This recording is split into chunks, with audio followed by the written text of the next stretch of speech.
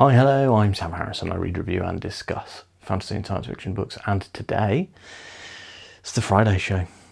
So if you're new to the channel or you've never watched this show before, the concept of this is that I'm going to talk to you guys through what I have been reading, what I'm going to be reading next, what videos I made this week, what videos I'm making next week, and then kind of everything else that might come up and might be interesting to discuss: films, TV, games. So let's start off with the big dog, what I've been reading. So this is the thing that most people are most interested in, and I will tell you right now, I'm still reading Life of Dreams.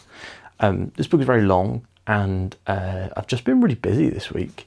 Luckily, I had a decent chunk of, I've had a lot of work travel, so I've had a decent chunk of audiobook time this week. So I've actually managed to still make some progress despite, like, for example, the last 2 evenings in a row, I put the kids to bed and was done with that at like 9 o'clock. And normally that's when I'd read for about an hour and a half to 2 hours. But the last 2 nights I went to sleep. I just went straight to sleep. It's just been such a busy week of work that I haven't really had the brain space for reading. But yeah, so I'm at the 60% mark now.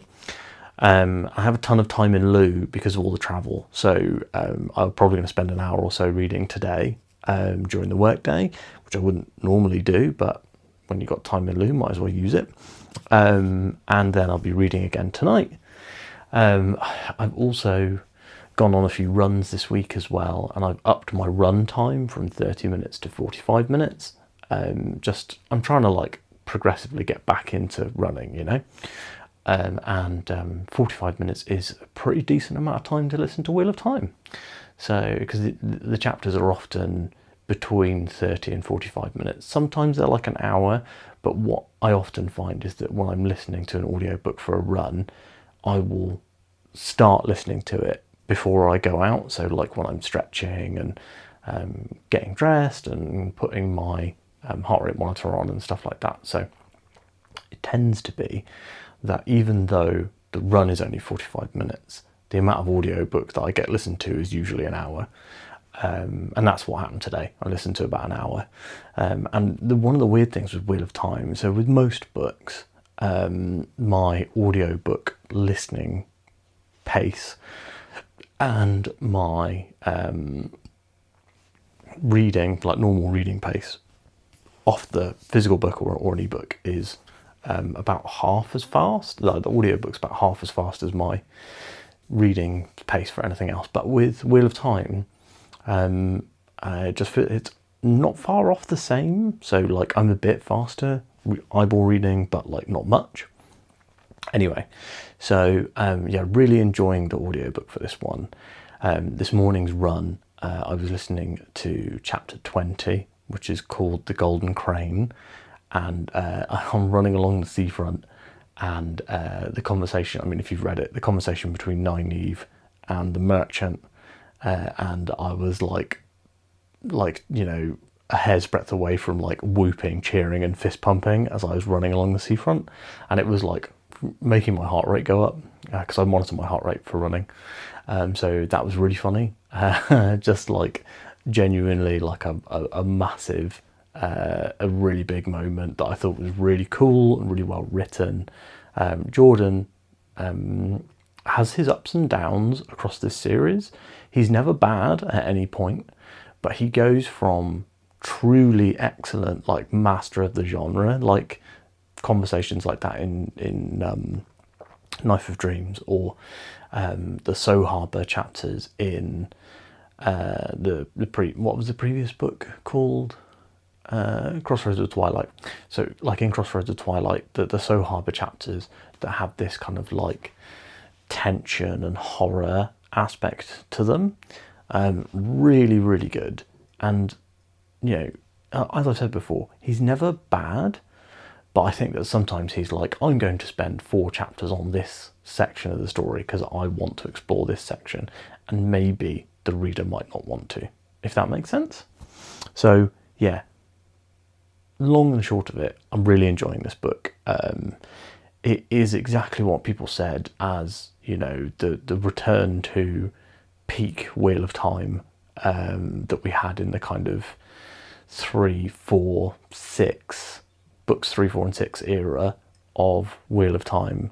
And yeah, this feels like we're really back at that peak for me. I'm really looking forward to, in a few years' time, doing a big reread of the series and probably reading it a bit quicker, just because I really want to know all the stuff that I'll be able to catch earlier on and all the like stuff that Jordan is kind of seeding through. So yeah, really excited to get to that point eventually. What am I going to read next? So next up, I think that I'm still planning to read Mushroom Blues next. I'm hoping that one will be a little bit shorter, but also, yeah, just really interested in reading that one. I'm going to be talking with Philip Chase about that on his channel when I finished reading, and when we can find the time to book something in. So yeah, looking forward to getting to read that one. I'm excited about it. I think it's going to be a fun book. I do really like neo-noir, like Blade Runner, and I also like traditional noir. It was one of the things that I studied in my creative writing university degree. We studied a couple of modules on noir and neo-noir, and yeah, really like those genres anyway. So putting kind of a fantasy sci-fi twist on them, I'm really looking forward to that. I will at some point in the near future also, I forgot to silence my watch. Apologies if you hear lots of pings. Let me do it. We'll do it now while I'm still talking. So at some point in the near future, I'm going to also read Dungeon Crawler Carl Book 2. Maybe that'll be something that I do next month. It's my birthday next month, so I'm going to treat myself. I think I'm going to read Magician as well next month. Although I've got the first Sanderson Wheel of Time book lined up for next month. So we also have another treat for me is The Wandering Inn. So I've got The Wandering Inn lined up, volume 2 to read. So there's lots that I want to read in the near future. I do also want to finish The Third Rule of Time Travel by Philip Fracassi. I got about a third of the way through before putting it down for Of Empires and Dust, and then was like, crap, I really need to get on with Knife of Dreams, because one of the rules that I'd like kind of quietly made for myself this year was like, I must read a Wheel of Time book every single month. And I think I didn't manage it in March, or like I read it so late in February that I didn't get to it until I didn't get to the new book until like early April. So lots to complain about from my point of view. I mean, there is a part of me that's just like, what if we just binge read the Sanderson books of Wheel of Time, because I'm genuinely really excited for them. Really looking forward to the writing style of Sanderson, and to see whether it feels like a Sanderson book or it feels like a Robert Jordan book. Like, genuinely, I've not even cracked the cover. I'm super excited to see how it feels. It's really funny as well reading Knife of Dreams, because Jordan thought Knife of Dreams was the penultimate book. He thought he had one book to finish this story, and that's kind of why he brought Sanderson in, because he was like, I need you to write this one book. And Sanderson was like, the amount of notes you've got here, the story you want to tell, this is more than one book. And it ended up being 3. For anyone who doesn't watch the Wheel of Time spoiler chats that Matt and I have, this isn't a spoiler, it's just where most of the Wheel of Time discussion ends up being. And apparently Sanderson said that when he loaded all of Jordan's notes into a Word document, it crashed Word, and Sanderson could not open that Word doc file and had to separate it out into multiple documents. Like, Jordan's notes were so big that Microsoft Word could not contain them. So that's really fun. I just like conceptually, that's great. The fact that Jordan thought he could write that in one book. I mean, maybe he could. He might have glossed over a lot of stuff that Sanderson would have gone into, deeply. So this particular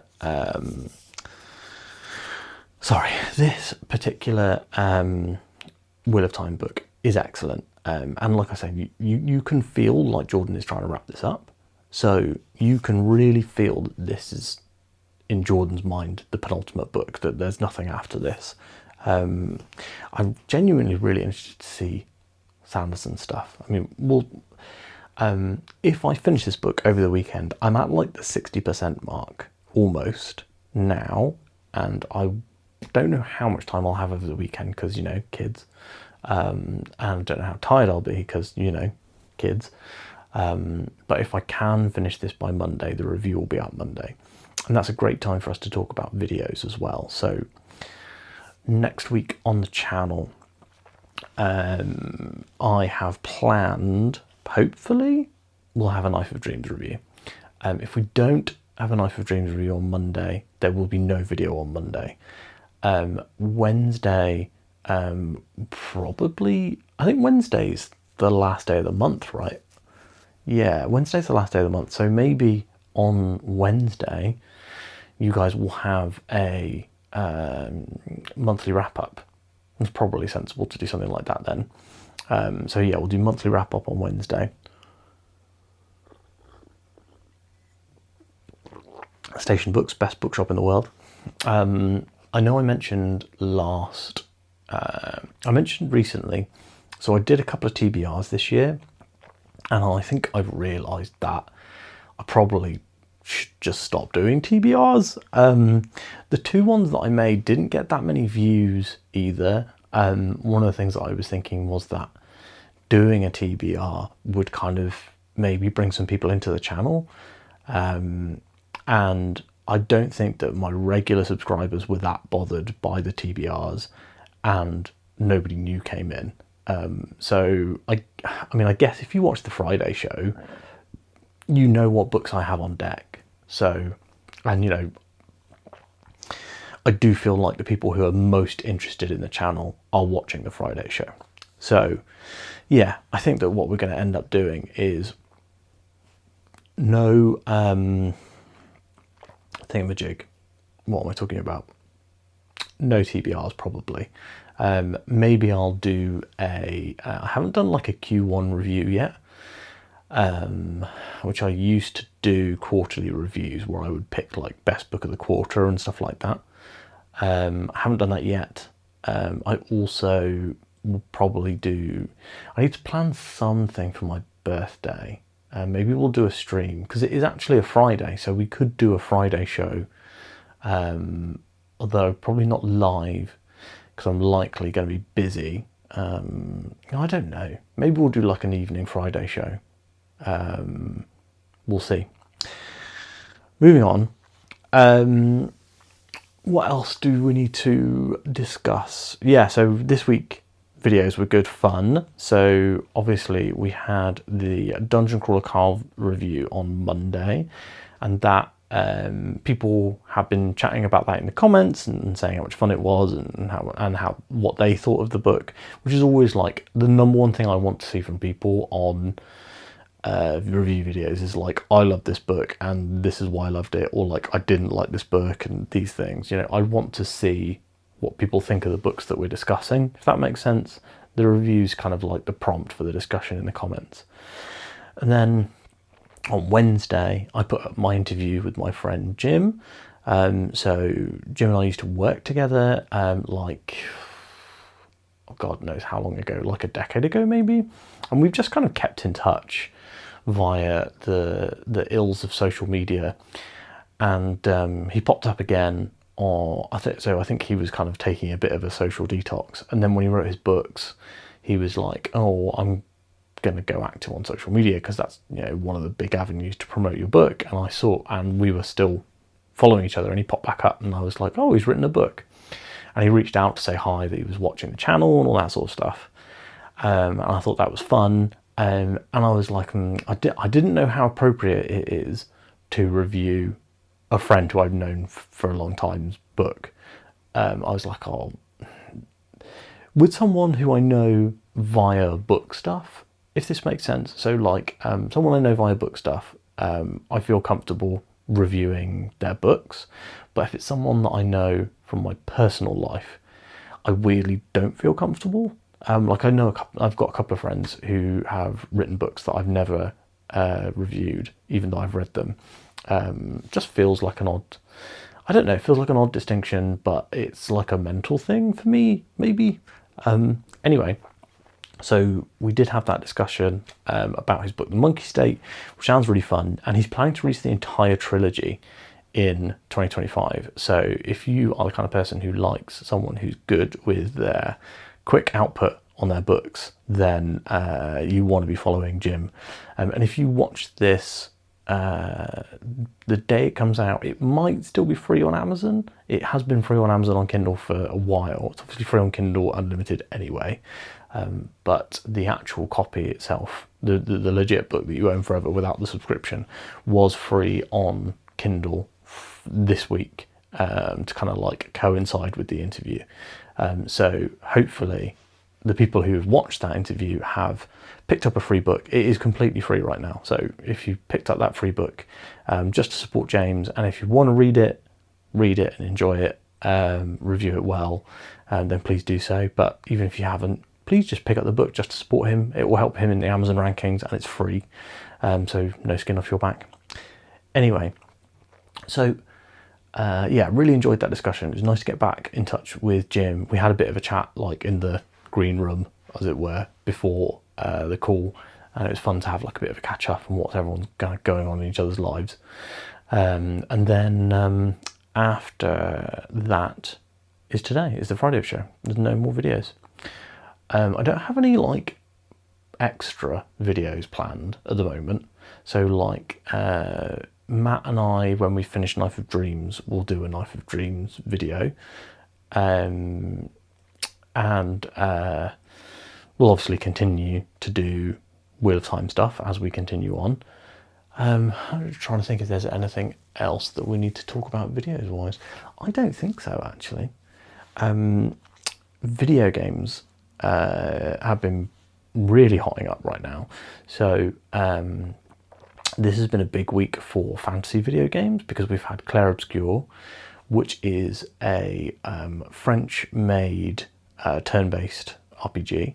Turn-based RPGs are like, probably my favourite genre of video games, like the Trails series, Final Fantasy, Dragon Quest, all that stuff. Those are like my favourite series of games, and this Clair Obscure is a bit, I would say a bit unpolished. There's no real weight to like the movement or the combat. But it does look very good in some places. It looks very bad in others. Yeah, it's a really interesting game. I'm not sure whether I like it, I have to be honest with you. The reviews for it were like 95, 90, 10 out of 10. So like people are hot for it. But for me, I've played a couple of hours and it just like genuinely didn't grab me at all. And like I was kind of looking for a break point to put the game down. So I was like, oh, I'll just stop playing completely anyway then. Like, doesn't matter whether there's a break point or not, I'll just stop playing. So I did. I don't know if I'll go back to it. I'll be honest with you guys. That vibe of I don't really want to be playing this right now usually means it's not really a game for me. Maybe it's something that I'll like go back to at a later date, but it just isn't really for me. And when you've got games like Blueprints, for example, and Blueprints has like been a really fantastic game that I've had a lot of fun playing.